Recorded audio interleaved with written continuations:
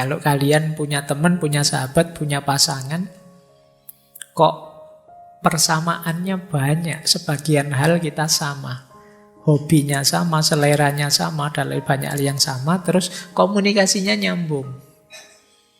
Dan kalau ada masalah, cepat ketemu problem solvingnya, bisa diselesaikan dengan cepat.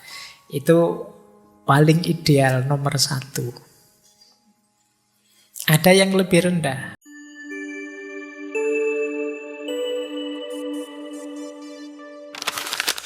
Assalamualaikum warahmatullahi wabarakatuh. Bismillahirrahmanirrahim. Alhamdulillahirabbil alamin. Wa bihi nasta'inu ala umurid dunya waddin. Allahumma sholli wa sallim wa barik ala habibina wa syafi'ina sayyidina wa maulana Muhammadin wa ala alihi wa ashabihi wa man tabi'ahum bi ihsanin ila yaumiddin. Amma ba'du. Bismillah, mari kita lanjut lagi, belajar lagi. Baik, malam hari ini kita masuk ke kebalikannya minggu lalu. Kalau minggu lalu kesendirian, kita sekarang kebersamaan. Saya lanjutkan dari yang terakhir ya. Kemarin terakhir kita bahas uzlah dari perspektif agama, yang itu sangat utama dalam rangka membersihkan diri kita dari kotoran-kotoran duniawi. Saya lanjutkan itu, kemarin banyak saya ambil dari Imam Ghazali. Ini juga saya ambil dari Imam Ghazali. Beliau meneliti, para ulama ternyata juga berbeda pendapat. Apakah hidup ini sebaiknya uzlah saja atau membaur di tengah masyarakat? Ada ulama yang menganggap lebih utama ya uzlah. Tentu saja ini pikiran-pikiran dari kalangan sufi. Imam Ghazali menyebut seperti Syekh Sufyan Ats-Tsauri, Syekh Ibrahim bin Adham, Syekh Dawud At-Ta'i, Syekh Fudzail bin Iyad, Sulaiman Al-Khawwas, Syekh Yusuf bin Asbad, Khuzaifah Al-Mar'asi, Syekh Bishr Al-Hafi, dan lain sebagainya. Ini rata-rata para sufi. Ya memang para sufi kan memang hidupnya banyak yang uzlah, menjauh dari keramaian dalam rangka menjaga kemurnian hatinya, biar tidak terkotori, terkontaminasi oleh macam-macam. Bukan berarti orang yang tidak uzlah itu jelek. Ini istilahnya lebih utama yang mana? Nah, lebih aman kalau kita uzlah. Ini pendapatnya para sufi. Meskipun kalian tidak harus mengklaim, oh saya lebih suka menyendiri Pak, jangan-jangan jiwa saya sufi. Tidak harus begitu. Itu kalau kalian beda menyendirinya. Kalau para sufi itu menyendirinya orientasinya ke atas. Nah, ada kebalikannya. Ada para ulama yang menganggap, justru membaur itu lebih utama. Ini banyak, beberapa di antaranya kalangan para ulama fikih seperti Imam Syafi'i, Imam Ahmad bin Hambal, Syekh Sa'id bin Musayyab, dan lain-lain. Nanti teman-teman bisa membaca di kitab Ihya-nya Imam Ghazali. Di situ kemudian Imam Ghazali menyimpulkan sebenarnya mau uzlah atau mau berbaur di tengah masyarakat itu tidak bisa diputuskan mana lebih utama begitu saja. Harus melihat dulu dua hal. Kata Imam Ghazali, yang pertama, ayo dilihat lingkungan sekeliling kita seperti apa. Kalau circle kita, lingkungan kita positif, yang dari situ mungkin kita bisa meningkatkan kualitas diri kita, ya jangan uzlah. Berbaurlah kalian, nanti dapat banyak di situ. Wong temanmu hebat-hebat, jago-jago, soleh-soleh, pinter-pinter. Berbaurlah biar kamu ketularan mereka. Jadi lihat dulu circle-nya, jangan diputuskan dulu. Enggak Pak, saya meskipun circle-nya bagus-bagus, saya lebih juga menyendiri saja. Eman-eman. Jadi ayo berbaur kalau lingkungannya memang memungkinkan. Tapi kalau lingkunganmu tidak mendukung, Pak, teman saya itu gendo semua, Pak, teman saya itu wis pokoknya itu ya tidak kuat saya kalau campur mereka, mesti terpengaruh saya. Saya ini kan anak soleh hitungannya Pak. Sekarang kuliah setahun rasanya kok degradasinya banyak ini. Ya kalian pilih agak uzlah biar tidak terpengaruh. Jadi berarti apa? Sebelum kalian memutuskan uzlah atau tidak, menyendiri atau berbaur, coba dibaca sekelilingmu ini kondisif apa enggak. Mendukung untuk meningkatkan kualitas dirimu apa enggak. Kalau memang mendukung, ayo berbaurlah, kalian nanti akan dapat banyak. Dan yang kalau memang tidak, ya tidak apa-apa, menjauh dalam rangka tidak mudah terpengaruh. Jadi yang pertama itu. Pertimbangan kedua, kalau yang pertama tadi lingkungannya, yang kedua orangnya. Yo, sahabatmu itu tipe yang kayak gimana? Jadi mungkin tipenya soleh sih Pak, tapi dia sukanya misalnya maksa-maksa, membuat saya bete, stres. Nah ini yang kedua orangnya. Jadi yang pertama lingkungannya cocok apa enggak, yang kedua orang yang mau kita jadikan berbaur ini cocok apa enggak. Ini menurut saya jawaban yang moderat dari Imam Ghazali. Kan seperti saya bilang minggu lalu, jangan berpatokan pada kondisi jiwa kita hari ini.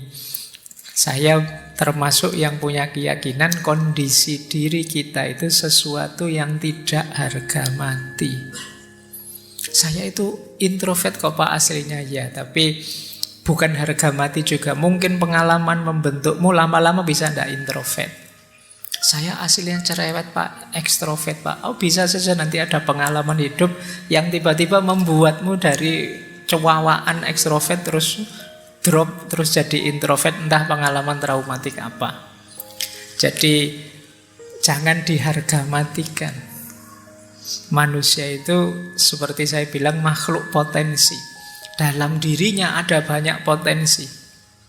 Mau jadi orang seperti apa kita bisa membentuknya. Wong kita itu jujur bisa, bohong juga bisa. Mau setia bisa, mau curang juga bisa. Tergantung bagaimana kita membentuknya. Makanya ayo belajar dulu seluas mungkin. Siapa tahu kita bisa mengubah diri, mengembangkan diri jadi lebih baik. Karena kita itu sering jadi orang yang manja. Yes, Pak saya sudah gini mau gimana lagi Pak. Saya memang aslinya tidak pinter kok Pak. Ya sudah itu kan. Itu manja namanya. Kamu melayani kemalasanmu, melayani keenggananmu untuk mengubah diri jadi lebih baik. Rumusnya tetap seperti hadisnya Nabi, hidup ideal itu yang yaumuhu khairun min amsi. Yang hari ini lebih baik daripada kemarin. Pak saya itu aslinya pemarah ya Pak. Iyalah sekarang kamu campur saja biar tidak asli. Wong marah itu jelek. Masuk kamu terima mentah-mentah bahwa kamu pemarah.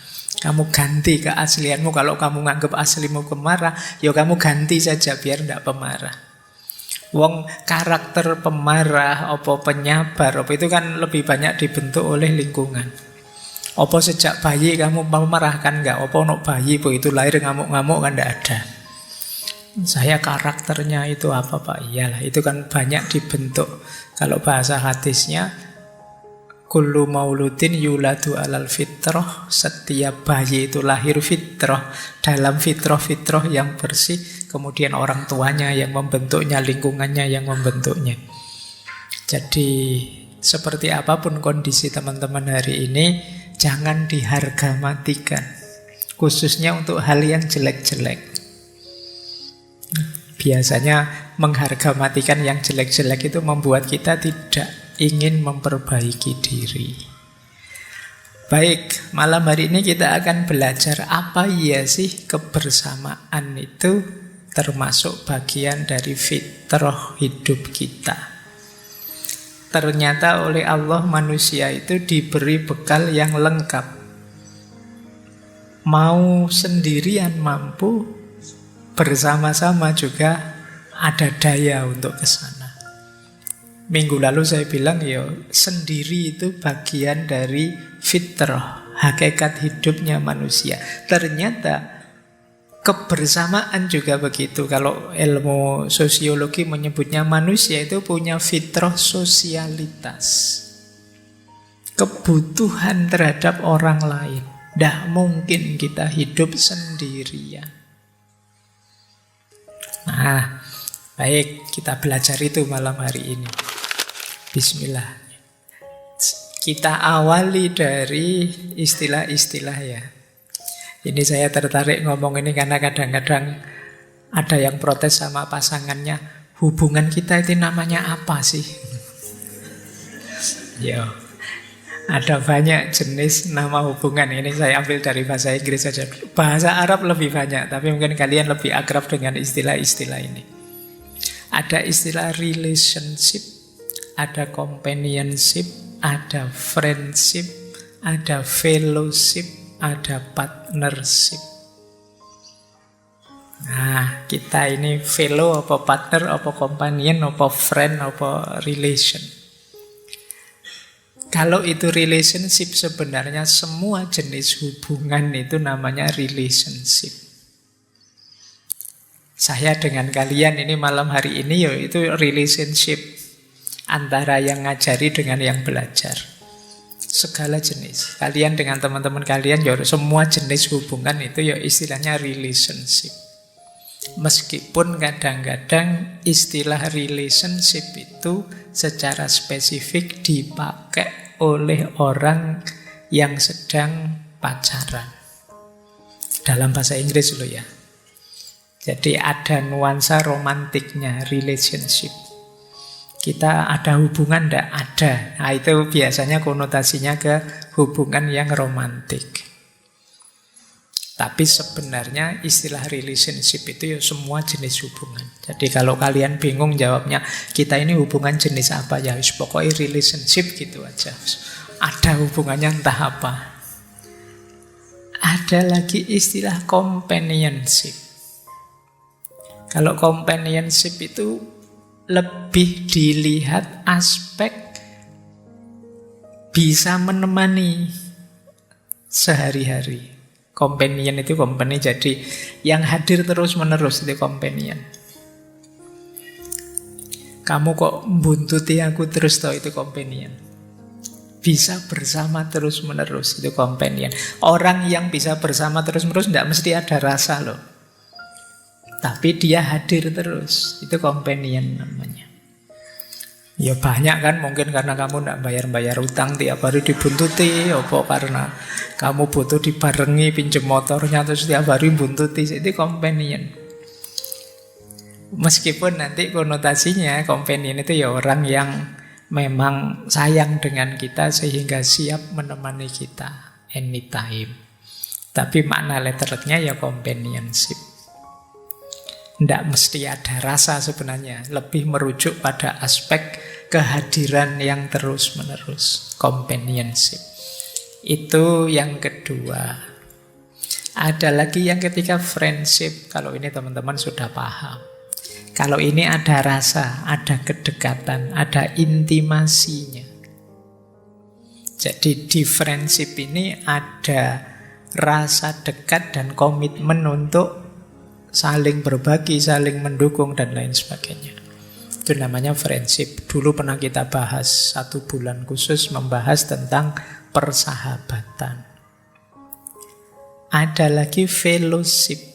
Kalau fellowship ini kebersamaan yang didasarkan pada minat atau kepentingan yang sama.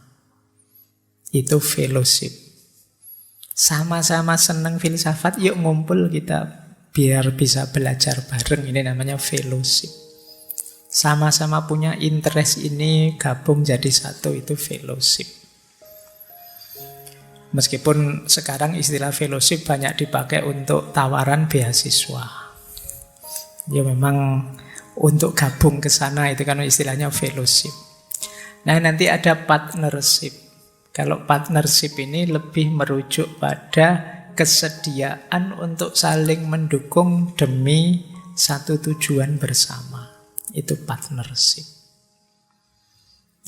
Malam hari ini mungkin kita bisa saja disebut relationship, disebut companionship. Tiap Rebo kok ada di sini di depan saya terus. Companionship, bisa friendship. Ada kedekatan di antara kita karena sering ngaji bareng, belajar bareng. Bisa juga fellowship. Ini member yang punya kepentingan bersama untuk belajar filsafat. Atau partnership. Kita saling berpartner, saling mendukung sesuai fungsi kita masing-masing sehingga terselenggara ngaji filsafat ini. Istilahnya sama, maknanya sama, tapi titik tekannya beda. Jadi ada relationship, ada companionship, ada friendship, ada fellowship, ada partnership. Jadi sekarang kalian bisa jawab kan kalau ada yang tanya, hubungan kita ini jenis hubungan apa sih? Kita cuma fellowship saja. Nanti kalau kepentingannya habis ya bubar, tidak apa-apa. Itu fellowship. Kita ini kan cuma saling membantu saja. Nanti mensukseskan cita-cita kita bersama. Kalau sudah sama-sama sukses ya sudah. Kita bahas nanti. Itu partnership. Kalau friendship itu lebih pada komitmennya untuk senantiasa saling membantu. Kalau companionship itu lebih pada kehadirannya. Kalau relationship ya jenis hubungannya. Baik, ini istilah-istilah biar teman-teman tidak keliru kalau memakai istilahnya. Kita lanjutkan. Nah, di banyak teori disebutkan dasarnya kebersamaan itu respect.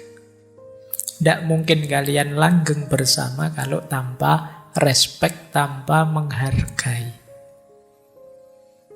Yo, jangan hanya menuntut dihargai, kita juga harus bisa menghargai pasangan kita. Siapa saja itu. Ada banyak ilustrasi yang saya ambil di situ, contoh cara menghargai beberapa ya. Yang paling banyak disebut menghargai itu antara lain kita mampu mendengarkan. Kalau teman-teman belajar soft skill itu nanti banyak ditekankan pada listening skill, mendengarkan dengan tanpa berpaling. Maksudnya kita tahan mendengarkan dibandingkan kita ngomong. Kita itu kan biasanya sering tidak tahan. Kalau ada teman kita, pasangan kita ngomong, pinginnya kita sendiri yang nyerocos. Temanmu mau curhat, baru ngomong 1 kalimat, kamu nasihatnya sudah 1 bab. Kita tidak tahan mendengarkan. Padahal mungkin temanmu lebih ingin didengarkan saja. Dia ingin berbagi perasaan, bukan mendengarkan petuah wasiatmu. Wong dia pengen berbagi, malah kebalik kamu yang memberi nasihat banyak. Ayo latihan banyak mendengarkan, ini lebih respect.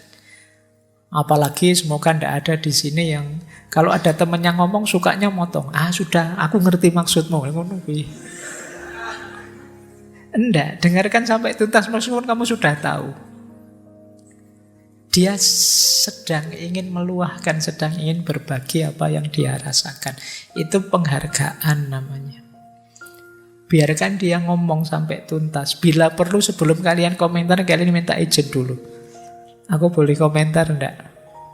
Kamu perlu masukan enggak? Aku ada sih nasihat buat kamu, tapi kalau kamu merasa sudah lega ya enggak apa-apa, mungkin enggak perlu nasihat saya. Karena kadang-kadang kita itu memberi nasihat, tapi kadang-kadang bikin masalah baru. Menyusahkan yang kita beri nasihat. Nah, dia datang dengan longgar, begitu pulang tambah mikir dia. Kadang-kadang kita begitu. Nah, ayo latihan jadi pendengar yang baik. Yang kedua, di antara penghargaan kita terhadap orang yang bersama kita, akui perannya, kontribusinya. Ya paling tidak kalau dia ada jasanya untuk kita, sekecil apapun, terima kasihlah. Kita itu sering mengecil-ngecilkan perannya orang lain. Itu yang membuat hubungan tidak langgeng. Kamu cari, pasti ada kok kontribusi temanmu, sahabatmu, pasanganmu terhadap dirimu. Terima kasih ya, sudah ini, sudah itu. Bahkan boleh, terima kasih ya kamu masih sehat, masih bisa menemaniku. Terima kasih ya kamu gembira, dan lain sebagainya. Terima kasihlah. Mengakui kontribusinya, ini menghargai. Orang yang dihargai itu kan terus senang, kebersamaannya bisa langgeng. Yang ketiga, jujurlah dan terbukalah.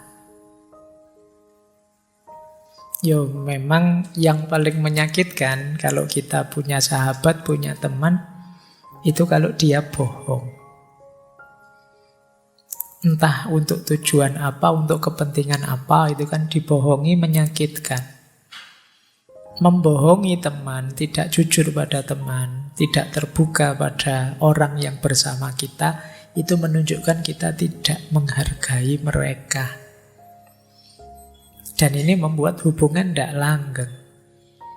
Mbok sama temennya sendiri kan harusnya bisa lebih terbuka. Tidak pakai rahasia-rahasiaan, tidak pakai terlalu banyak basa-basi. Harusnya begitu.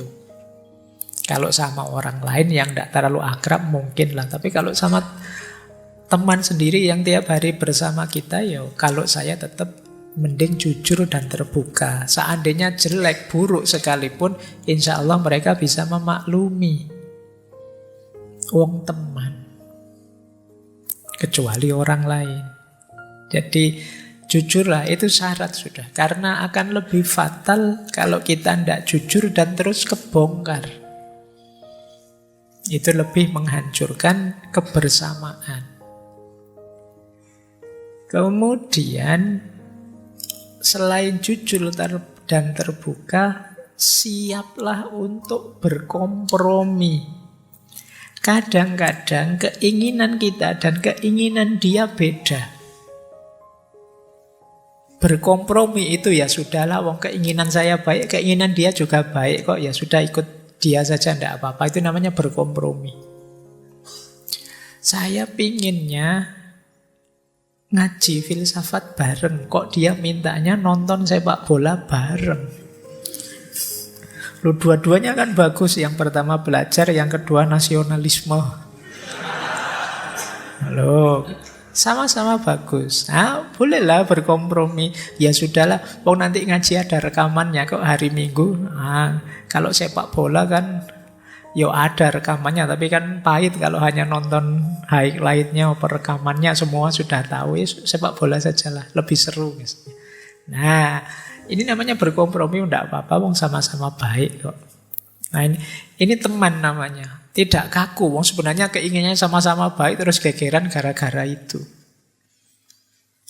Jadi dua keinginan yang baik tapi enggak bisa berkompromi, itu bisa menghasilkan sesuatu yang buruk pada akhirnya. Terus permusuhan, terus enggak jadi sahabat lagi, padahal dari dua hal yang sama-sama baik. Berarti apa? Salah satu harus mau kompromi. Ya mudahnya ngalah ndak apa-apa, wong toh ya baik, kecuali yang jelek. Misalnya yang satu ngajak ngaji, yang satu ngajak nyopet, itu ya ndak, jangan berkompromi, wis jelas itu.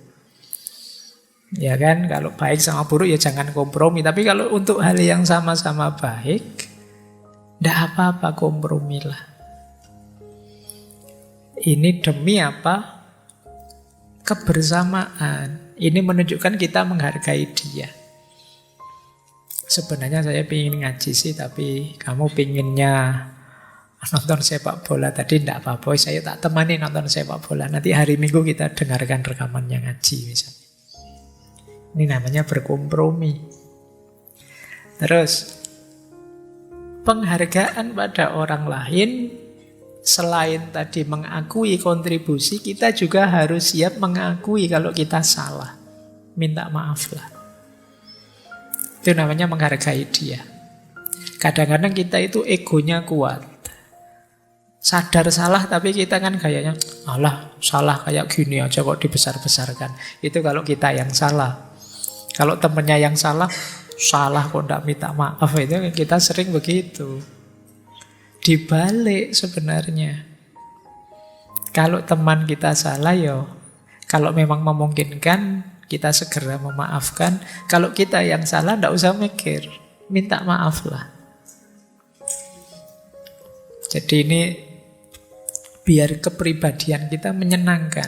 Biar pasangan kita menganggap, oh dia menghargai aku. Meskipun salah cuma itu saja, dia minta maaf. Padahal sudah aku lupakan loh. Nah, itu kan menggembirakan bagi temanmu. Oke, minta maaf ya, tadi sandalmu saya pakai. Oh, enggak apa-apa. Tadi uangmu saya pakai. Oh, enggak apa-apa. Banyak loh. Oh, kalau banyak ya hitung-hitungan. Baik, jadi minta maaf ya. Terus dukung keinginan baiknya.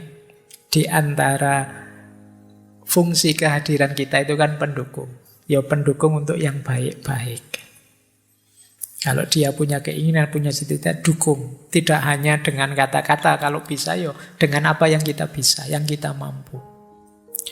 Kemudian hormati batasannya. Hormati batasannya. Itu setiap orang punya batasan sendiri. Hormati dia. Dalam banyak hal, mungkin makanan, mungkin apapun itu. Saya tidak suka kalau kamu begini-begini di tempat saya. Kamu hormati. Nah, saya tidak senang kalau makan itu sambil begini. Atau kalau menu makanannya begini-begini, saya tidak suka. Saya agak diet ini dan lain sebagainya.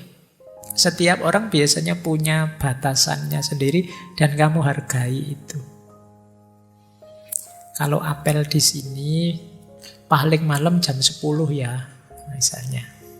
Loh, wong aturannya sampai jam 11 ya, tapi kamu pulang jam 10 wis, itu batasan dia. Mungkin jam 10 ke atas dia ada yang lain mau apel. Jadi, ya tetap kamu hargai dia. Oh ya masih pacar. Oke, hormati. Setiap orang punya batasan, punya privasinya sendiri. Jadi jangan ditabrak. Misalnya, wah saya sekarang punya penyakit asam lambung ini, jadi tidak bisa makan makanan ini. Yo kamu hargai. Tidak kamu paksa-paksa. Enak loh ini, enak terus kamu bosan tidak. Kamu hargai. Baik.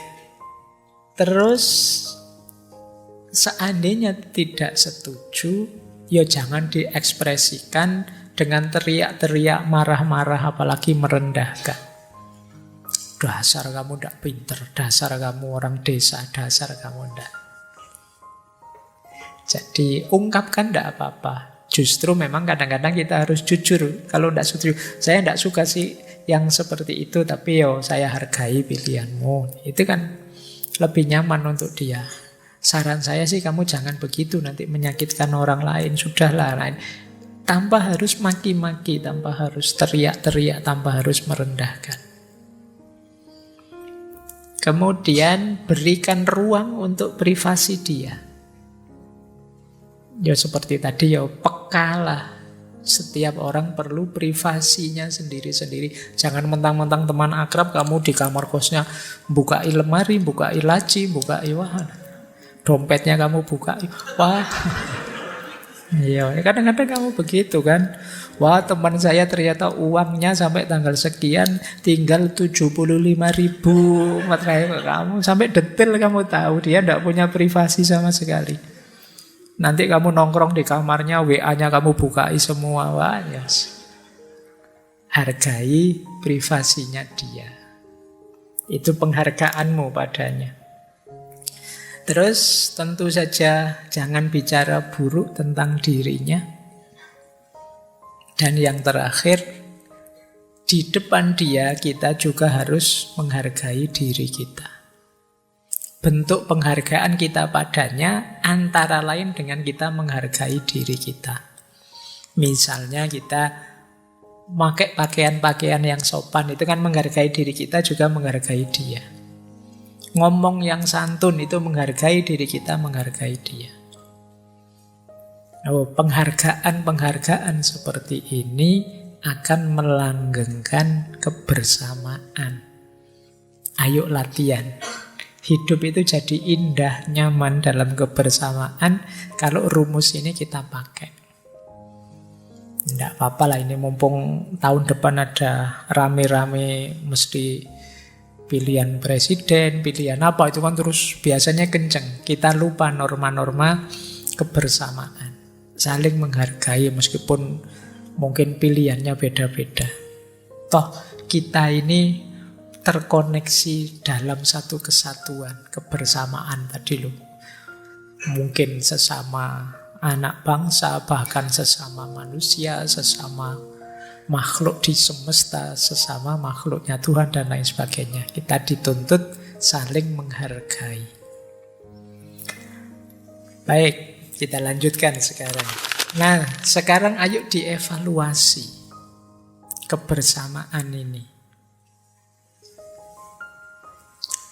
Kalau ini kualitasnya. Bersama itu kan dekat. Tapi kebersamaan dan kedekatan itu ada gradasinya.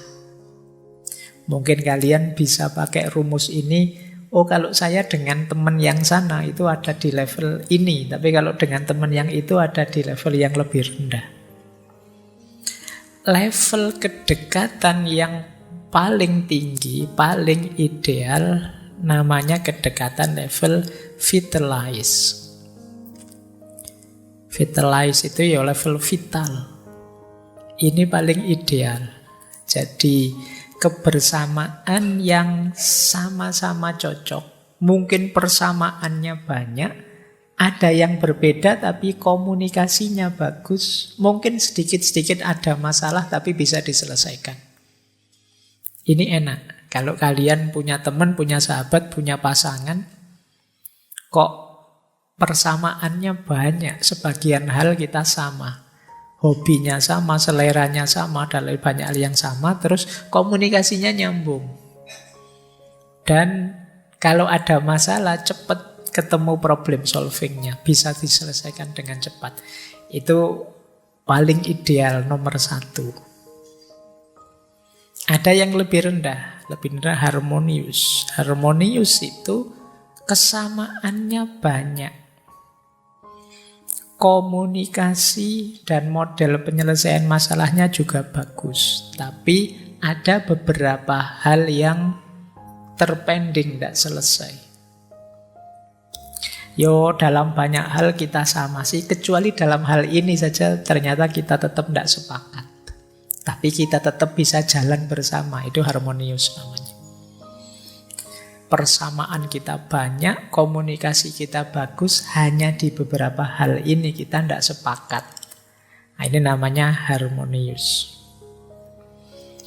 Ada lagi yang lebih rendah, namanya konvensional. Konvensional itu kita ada beberapa hal yang berbeda. Komunikasi ya susah, penyelesaian masalah juga rumit, tapi tetap bertahan. Kenapa? Karena ada kepentingan tertentu atau ada yang mengikat. Suami istri misalnya, wah berat saya ini, komunikasi tidak jalan, kita banyak perbedaan, tapi sudah punya anak, mau gimana lagi? Nah, yang mengikat anaknya. Atau kamu sama dosennya, wah berat saja ini. Dosen ngajar aku ndak paham-paham, komunikasi ndak jalan, tanya malah dimarahin. Mau protes gimana, ndak protes gimana, tapi kalau saya misalnya keluar dari kelas ini, nanti nggak lulus mata kuliah, sudahlah saya jalan saja. Ini namanya konvensional. Ada yang mengikat. Nah, mungkin kalau di kelas tadi ya kamu butuh nilainya, sehingga kamu bertahan di situ. Kalau rumah tangga mungkin anaknya, atau kamu sama temenmu, temen akrab, tapi yo sering gak cocoknya lebih banyak, diajak komunikasi ndak bisa, tiap hari gegeran. Tapi kamu butuh motornya untuk antar jemput. Akhirnya kan kamu bertahan, ya wis gak apa-apa, tak betah-betah ke. Yang penting ada tumpangan gratis. Nah, ini namanya konvensional. Nanti ada yang ini lebih parah. Namanya conflicted. Berbeda dalam banyak hal, harus berjuang untuk berkomunikasi dan menyelesaikan masalah, masih ingin bertahan meskipun jungkil balik terus, sering berkonflik dan berselisih, tapi masih berjuang. Ini tahapan berjuang, itu conflicted namanya. Aku ingin terus bareng sih. Jadi fase-fase perjuangan tiada akhir untuk mempertahankan hubungan, itu conflicted namanya. Kalau yang konvensional tadi kan tidak terlalu berjuang karena otomatis harus bertahan, karena ada yang mengikat. Kalau conflicted ini fase berjuang. Tiap hari harus berjuang mempertahankan hubungan.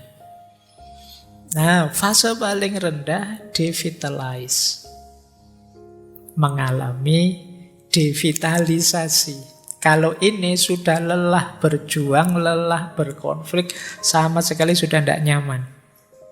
Di sini sudah muncul opsi, ayo pisah saja. Tidak usah bersama lagi, itu sudah devitalize. Oke ya, jadi sebelum pisah ternyata masih ada fase, jangan kesusu diputus. Kita tidak cocok, pisah saja. Tidak sesederhana itu. Kalau bisa ya dipertahankan, ada fase-fase yang panjang. Teman-teman boleh sekarang dievaluasi punya relasi dengan apa, dengan siapa saja, ada di tahapan mana. Alhamdulillah kalau sebagian besar relasinya vitalize, paling tidak ya harmonius lah. Paling apes konvensional. Semoga tidak ada yang conflicted, capek. Karena begitu capek beneran devitalize. Ayo mulai dievaluasi ya. Lelah sudah aku dengan hubungan kita, ya sudah. Berarti sudah devitalize.